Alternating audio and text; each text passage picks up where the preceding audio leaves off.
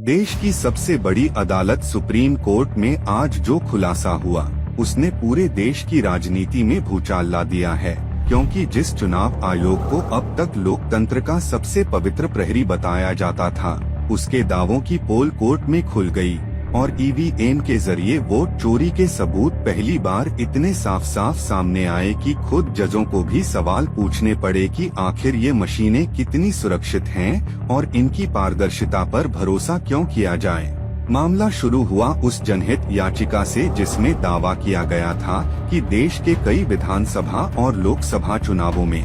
EVM में दर्ज vote और मतगणना के बाद निकले नतीजों में भारी अंतर पाया गया है। याचिकाकर्ताओं ने अदालत में एक सबूत पेश किया, जिनमें बूथवार डेटा, आरटीआई के जवाब और चुनाव आयोग के आधिकारिक आंकड़े शामिल थे, जिसमें साफ दिखा कि एक बूथ पर 200 से 300 वोट ज्यादा गिन लिए गए, जबकि वोटर लिस्ट में इतने नाम थे ही नहीं। और जब यह सवाल कोर्ट में उठा कि आखिर ये अंतर कैसे आया, तो चुनाव आयोग के वकील ने पहले तो डेटा पर सवाल उठाया, फिर कहा कि तकनीकी गड़बड़ी हो सकती है।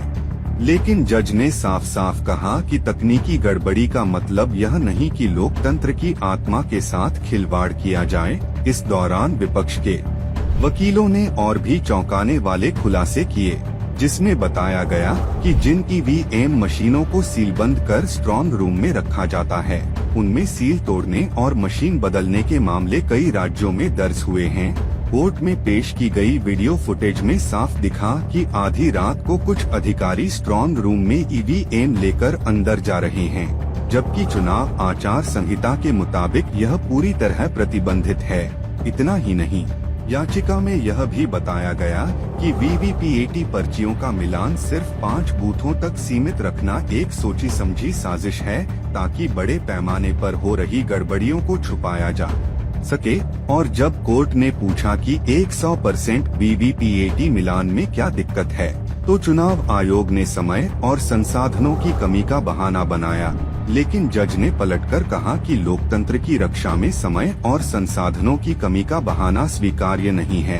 इस सुनवाई में विपक्षी नेताओं के नाम भी सामने आए, जिन्होंने ईवीएम गड़बड़ी के मामलों में बार बार चेतावनी दी थी, लेकिन चुनाव आयोग ने उन्हें अनदेखा किया। यहाँ तक कि कई राज्यों में मतगणना के दिन अचानक बिजली गुल होने, इंटरनेट बंद करने और सीसीटीवी फुटेज गायब होने जैसे मामलों का हवाला भी दिया गया। कोर्ट में पेश दस्तावेजों के मुताबिक 2019 लोकसभा चुनाव में 370 से ज्यादा सीटों पर गड़बड़ी की शिकायतें आई थीं, लेकिन एक भी मामले में चुनाव आयोग ने स्वतंत्र जांच नहीं कराई। उल्टा शिकायतकर्ताओं को ही कानूनी नोटिस भेजे गए, जिससे साफ है कि सिस्टम में पारदर्शिता के बजाय डर का माहौल पैदा किया गया। इस सुनवाई के बाद सुप्रीम कोर्ट ने चुनाव आयोग को कड़ी फटकार लगाई और कहा कि अब वक्त आ गया है कि ईवीएम की विश्वसनीयता पर स्वतंत्र तकनीकी ऑडिट हो और वीवीपीएटी मिलान सभी बूथों पर किया जाए।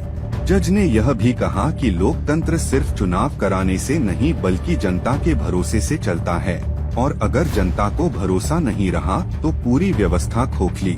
हो जाएगी। इस खुलासे के बाद विपक्ष ने मोर्चा खोल दिया है। राहुल गांधी ने ट्वीट कर कहा कि सच्चाई सामने आ गई, ईवीएम चोरी का खेल खत्म होना चाहिए। वहीं अरविंद केजरीवाल ने इसे लोकतंत्र की हत्या करार दिया और कहा कि जब तक बैलेट पेपर वापस नहीं लाया जाता, तब तक चुनाव आयोग पर भरोसा नहीं किया जा सकता। अब सवाल यह है कि क्या इस सुनवाई के बाद ईवीएम का इस्तेमाल बंद होगा? क्या बैलेट पेपर की वापसी होगी, या फिर सरकार और चुनाव आयोग मिलकर इसे भी दबाने की कोशिश करेंगे? लेकिन एक बात साफ है कि सुप्रीम कोर्ट में जो हुआ, उसने चुनाव आयोग की छवि पर ऐसा दाग लगा दिया है जिसे धोना अब नामुमकिन है, और यह मामला आने वाले लोकसभा चुनावों के लिए सबसे बड़ा राजनीतिक मुद्दा बन सकता है, क्योंकि अब जनता के मन में यह बैठ गया है कि ईवीएम का खेल सत्ता के लिए सबसे बड़ा हथियार बन चुका है,